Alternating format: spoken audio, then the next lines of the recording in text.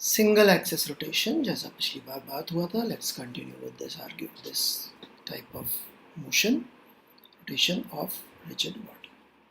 ठीक है.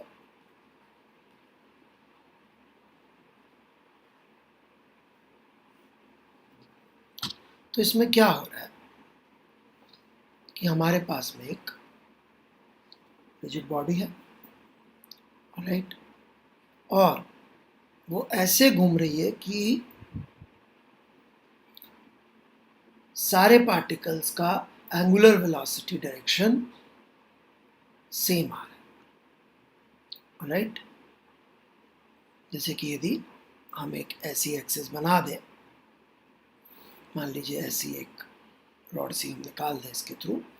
अब यदि हम इसको घुमा दें, राइट, इसको आप 3D में भी सोच सकते हैं, कोई आलू टाइप की चीज़ है जिसके ऐसे एक्सिस से अपन ने उसको घुमा दिया, राइट. तो हम क्या पाएंगे कि इसके ऊपर मौजूद सारे जो पार्टिकल्स हैं, राइट, वो पैरेलल प्लेन्स में घूम रहे होंगे, राइट. वो जिन प्लेन्स में घूम रहे होंगे वो ऐसे पैरेलल होंगे एक दूसरे के. यहाँ पे कोई पार्टिकल लेंगे,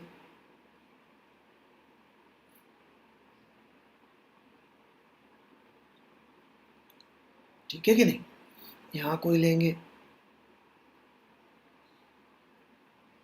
तो ये सब पैरेलल प्लेन्स में घूम रहे होंगे, लाइक दिस. ठीक है.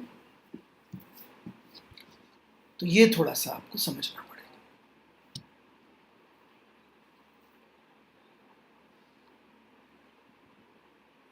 So this is what is going. और लास्ट में हम लोग पढ़ते हैं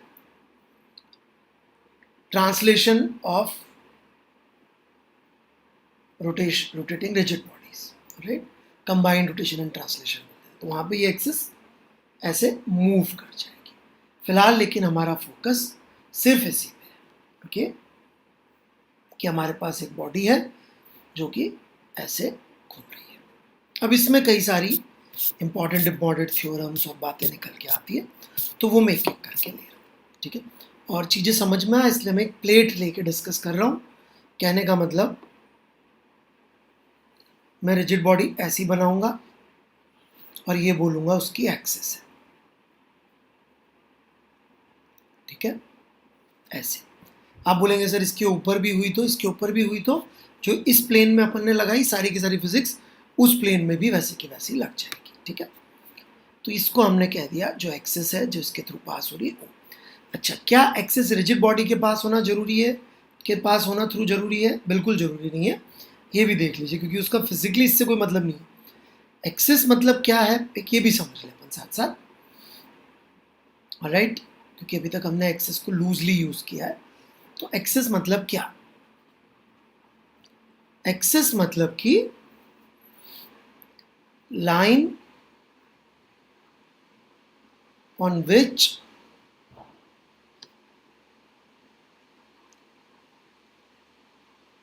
common centers lie. Line on which common centers lie of all the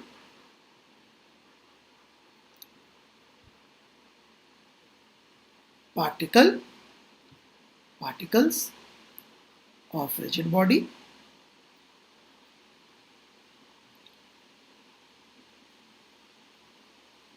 and is parallel to angular velocity vector.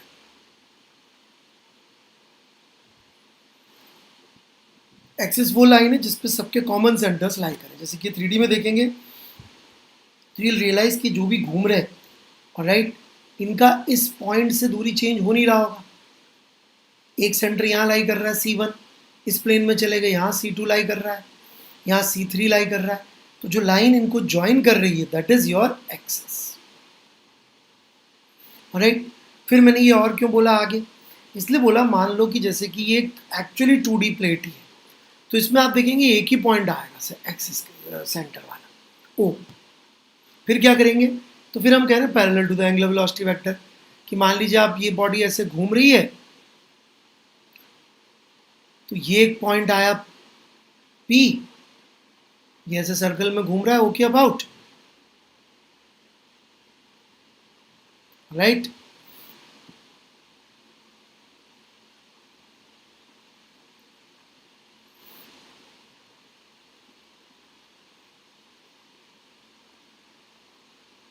ये एक पॉइंट आया Q, ये घूम रहा है कैसे सर्कल में,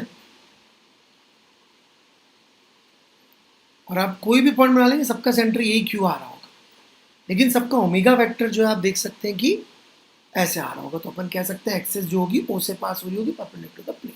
तो इसलिए ये दोनों ही चीज़ों की ज़रूरत हमें पड़ सकती है टू अंडरस्टैंड एक्सेस, ठीक है।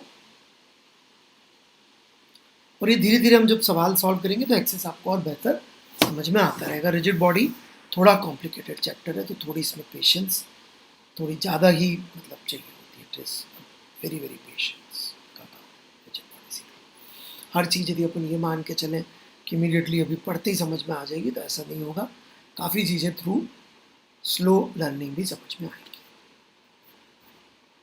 राइट। चलिए जी, तो ये ऐसी एक्सेस के अबाउट घूम रहा है, और ये P है और ये Q है और ये O, ठीक है। सबसे पहली चीज, सबकी ओमेगा वेक्टर की डायरेक्शन तो सेम होगी होगी, तो अपन बात कर ही चुके हैं, नहीं तो एक वो रिजिड बॉडी सिंगल एक्सेस आएगा ही नहीं, ओके। बात इतनी सी नहीं है, बात साथ में ये भी है कि ऑल पार्टिकल्स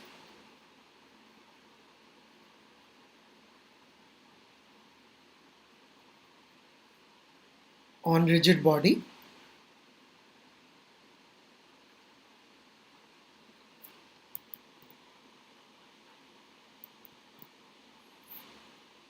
हम सिंगल एक्सिस रोटेशन की बात करेंगे, हमारे सिलेबस में ये, ठीक है। Must have same omega vector. Direction की बात कर चुके हैं, हमें मैग्नीट्यूड की बात करूंगा, ठीक है। डायरेक्शन की बात कर चुके हैं, रिजिड बॉडी होने के लिए बहुत जरूरी है, राइट। कैसे, बहुत आसान है। मान लीजिए हमने P को पकड़ा और थोड़ी देर बाद का इसका लोकेशन बनाया, लेट्स से ये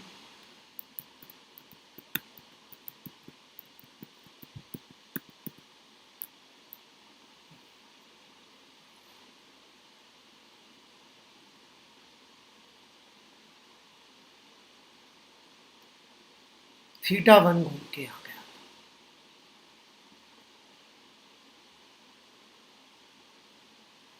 और Q जो है θ2 घूम के यहाँ पहुंचा था, राइट। यदि ये θ1 और θ2 बराबर नहीं हुए, तो क्या P1 Q1 would be equal to PQ? नहीं। मान लीजिए अपन ने OP और OQ तो बराबर मान लिए, राइट, ये तो डिस्टेंस सेम है, फिर भी यदि ये डिस्टेंस सेम रहना है, PQ वाला सेम रहना चाहिए कि रहना चाहिए, रहना चाहिए, रिजिड बॉडी की बेसिक डेफिनेशन है।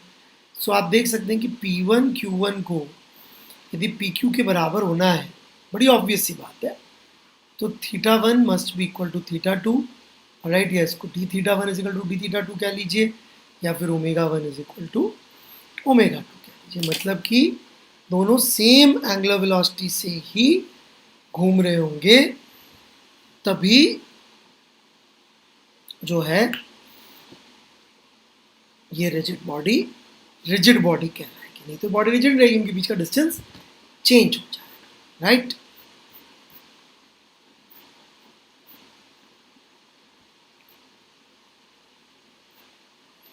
So I hope that is clear to everyone, alright। थोड़ा सा इसको और पिक्चराइज करने की कोशिश करते हैं कि क्या चल रहा होता होगा रिजिड बॉडी के रोटेशन में।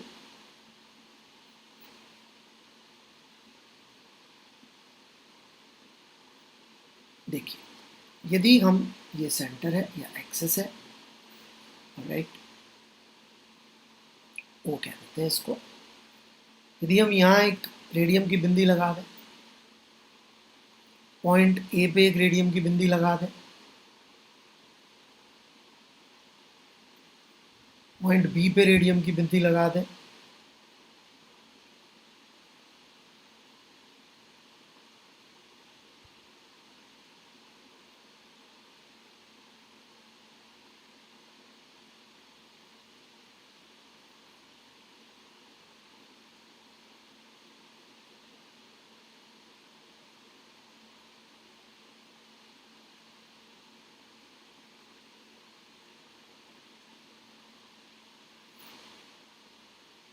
तो what we'll realize is this,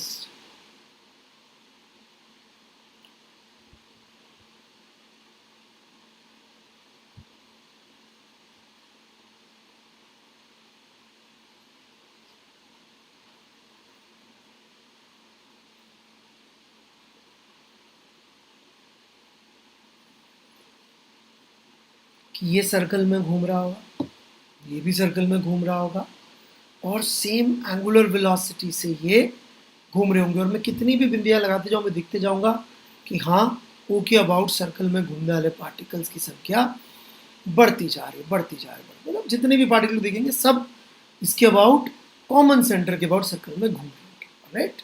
this is what is going on when we are talking about rotation of rigid body about a fixed axis. ये चल रहा है जब हम रोटेशन की बात करते हैं, सब कॉमन एक्सिस के अबाउट घूमते जा रहे हैं, घूमते जा रहे हैं, घूमते जा रहे हैं, राइट। सर्कल में, कॉमन प्लेन में, या फिर प्लेन एक के ऊपर एक आते जाएंगे, कॉमन ही है प्लेन, क्योंकि ओमेगा वेक्टर सेम होना है सबका डायरेक्शन, तो प्लेन तो पैरेलल ही आने पड़ेंगे, प्लस सबकी डायरेक्शन भी सेम है ओमेगा वेक्टर की, और मैग्नीट्यूड भी सेम, ठीक है। Now what I will be discussing is reverse of this. Reverse of this मतलब देखिए कि यदि ओमेगा सेम है, राइट,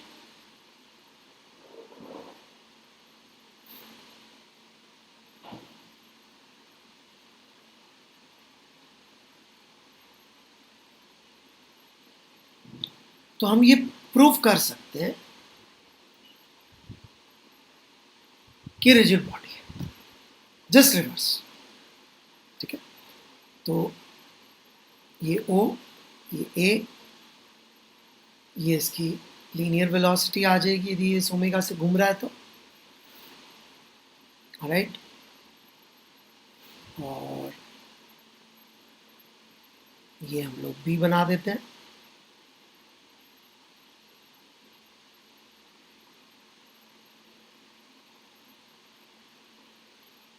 ये P हो गया,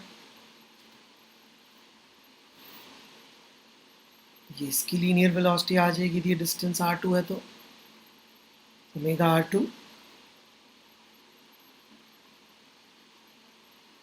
राइट। ये एंगल है θ2, ये एंगल है θ1, ठीक है। तो रिजिड बॉडी के लिए मुझे एसेंशियली क्या प्रूफ करना है कि A और B का डिस्टेंस चेंज नहीं होना चाहिए, which would mean essentially कि लाइन ज्वाइनिंग के अलोंग यदि वेलोसिटी सेम आ गई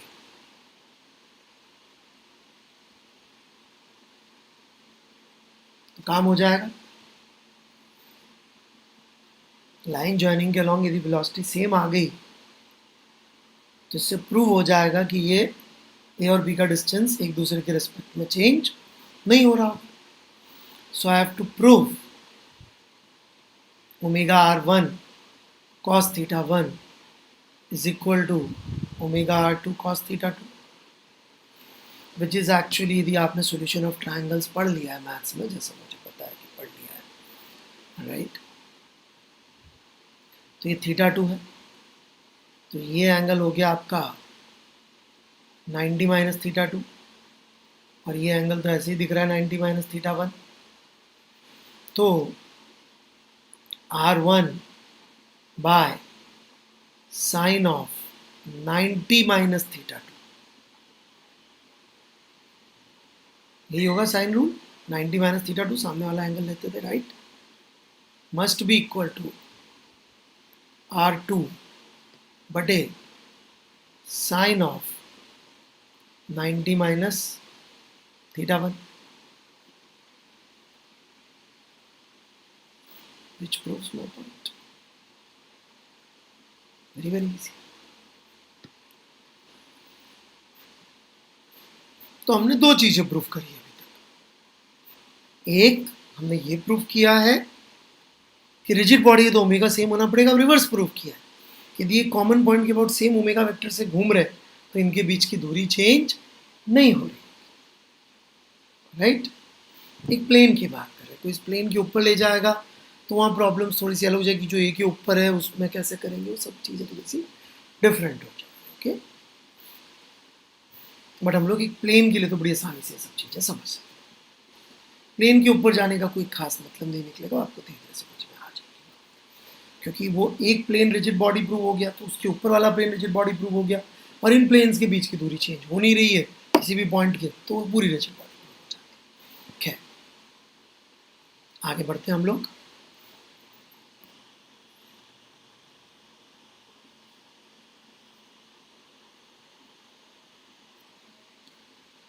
एक और बड़ी इंटरेस्टिंग चीज होती है, क्या, रिलेटिव एंगुलर वेलोसिटी, राइट। ये आपने लिख लिया होगा, ठीक है, मैं इसको मिटा दे रहा हूं।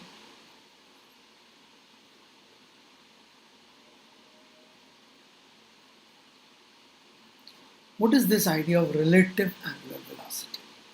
Relative angular velocity के देखिए दो मीनिंग है।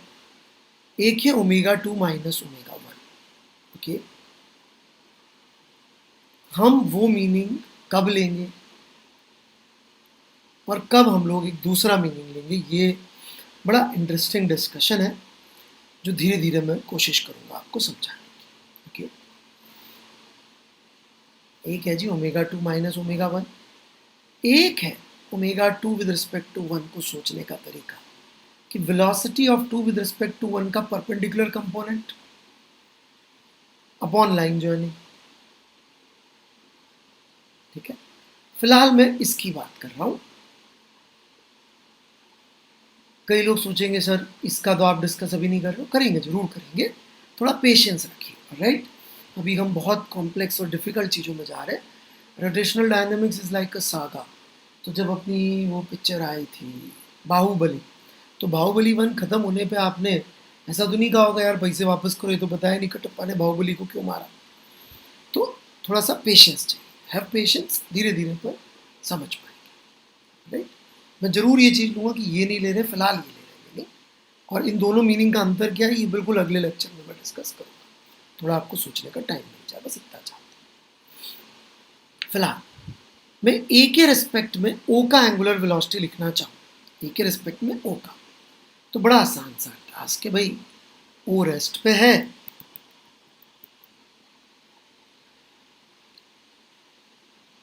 और ये ए है जो ओमेगा R1 से जा रहा है। ए के रिस्पेक्ट में यदि हम देखेंगे तो ए के रिस्पेक्ट में ये हो जाएगा ओमेगा R1, ये दूरी है R1, तो ए के रिस्पेक्ट में रिलेटिव वेलोसिटी होगी ओमेगा R1, डिस्टेंस हो गया R1, तो ओमेगा ही आ गई। मतलब ए के रिस्पेक्ट में ओ, यदि हम ए पे बैठ जाएं तो हमको खुद सेंटर लगेगा और सब चीज़ें ए के अबाउट घूम रही होंगी, ऐसा हम प्रूव करने का कोशिश कर रहे हैं। ओ के लिए इजीली प्रूव हो गया, अब हम बी के लिए कोशिश कर रहे हैं कि ए को बी की एंगुलर वेलोसिटी कितनी दिखेगी। So here we go, right, velocity of A relative to B. Actually vector ही है क्योंकि ये वाली तो वैसे भी प्रूव हो चुकी है बराबर है, तो ये आप देखेंगे would be omega R2 sine theta 2, और ये आप देखेंगे ओमेगा R1 साइन थीटा 1। तो यदि आप ए पे बैठ जाएं और ये ट्रायंगल में दोबारा से ड्रॉ करूं, ये ए है हमारा,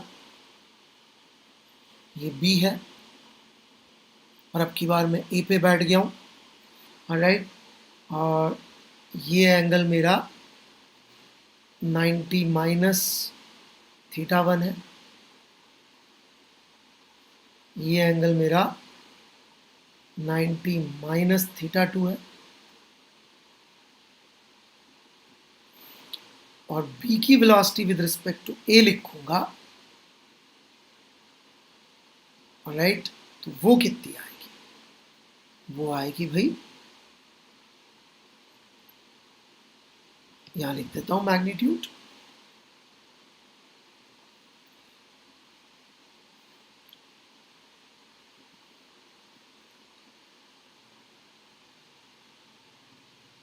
omega r2 sine theta 2 plus omega r1 sine theta 1। किसी को प्रोजेक्शन फॉर्मूला दिख रहा है क्या? आई होप दिख रहा हो। दिख रहा होगा तो ये basically omega into A B लिखा हुआ है, right? Projection formula r2 cos a cos b plus b cos c, cos लेंगे 90 माइनस थीटा तो ये आ जाएगा। तो यदि हम एंगुलर वेलोसिटी लिखने जाएंगे तो लेंथ ऑफ लाइन जॉइनिंग, तो कितनी आ गई एंगुलर वेलोसिटी ऑफ, मैंने a with respect to b का चिन्ह बना दिया यार, यहाँ पे b with respect to a था, चलिए जी चेंज कर देते हैं, 2 मिनट लगेंगे।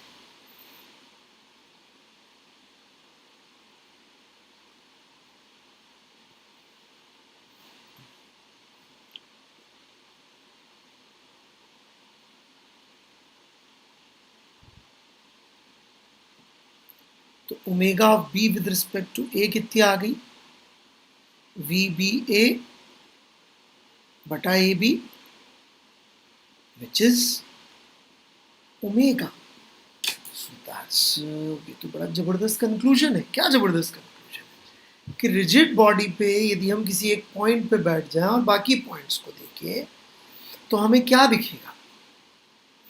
हमें ये दिखेगा कि बाकी पॉइंट्स इस पॉइंट के रिस्पेक्ट में एंगुलर वेलोसिटी ओमेगा से घूम रहे हैं। फिर से बोल देता हूं, यदि हम किसी एक पॉइंट पर बैठ जाएं तो हमें बाकी सारे पॉइंट इस पॉइंट के रिलेटिव ओमेगा एंगुलर वेलोसिटी से घूमते हुए दिखाई देंगे। मतलब ओ पे बैठ जाए तो ओ के अबाउट सब ओमेगा से घूम रहे हैं, सबकी ओमेगा सेम थी, एक अलग कहानी थी मैग्नीट्यूड डायरेक्शन में। अब ये है कि यदि हम रिजिड बॉडी के किसी पॉइंट पे बैठ के देखें तो भी हमको सारे रिजिड बॉडी के पॉइंट्स सेम एंगुलर वेलोसिटी से घूमते हुए दिखाई देंगे, right? So that is something really interesting. This is the reason, ध्यान से सुनिएगा, कि for rigid body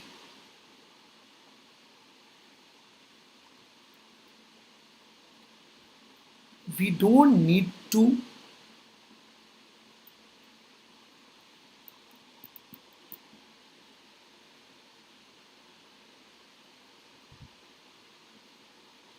specify axis for describing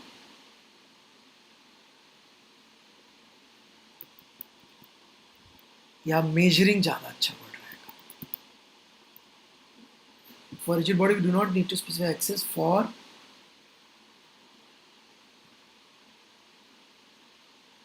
measuring slash communicating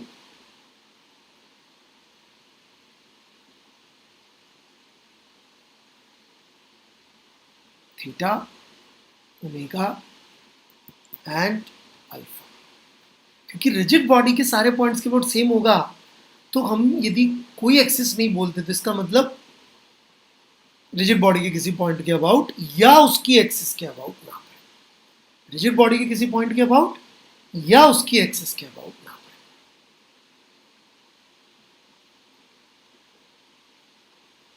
ठीक है क्या बात? तो इसलिए आपको इस तरह के सवाल मिलेंगे कई बार कि ये रिजिड बॉडी 3 रेडियन पर सेकंड से घूम रही है। तो यदि आपको सुनने को मिलता है 3 रेडियन पर सेकंड, तो टेंशन लेने की ज़रूरत नहीं है। क्यों ज़रूरत नहीं है 3 रेडियन पर सेकेंड पे? कुछ नहीं बताया उन्होंने किसकी अबाउट है, तो रिजिड बॉडी के किसी भी पॉइंट के अबाउट वो 3 रेडियन पर सेकेंड ही आ रही होगी omega. That's what they want to specify, right?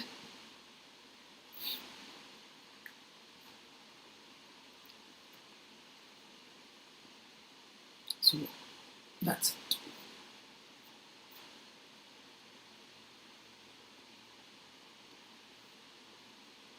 अरे एक छोटी सी चीज़ रह गई, मुझे भी याद आया कि एक रिजिड बॉडी यदि किसी उसकी अब अलावा बाहर भी एक्सेस हो सकती है, क्या मैंने बोला था पर बताना भूल गया। टर्न टेबल पे रख दीजिए एक रिजिड बॉडी को, तो ये रिजिड बॉडी, इसको इस हिस्से को रिजिड बॉडी मान रहे हैं अपन, तो इसकी एक्सेस तो बाहर है, ठीक है, राइट? जैसे अर्थ घूम रही है, it's a rigid body, axis जो है वो सन के अबाउट है, जो उसका रोटेशनल मोशन हो रहा है, ठीक है। So that's a possibility. तो थोड़ा कॉम्प्लिकेटेड लेक्चर हो सकता है, आपको दोबारा सुनना पड़ जाए, तो sorry about that, but rigid body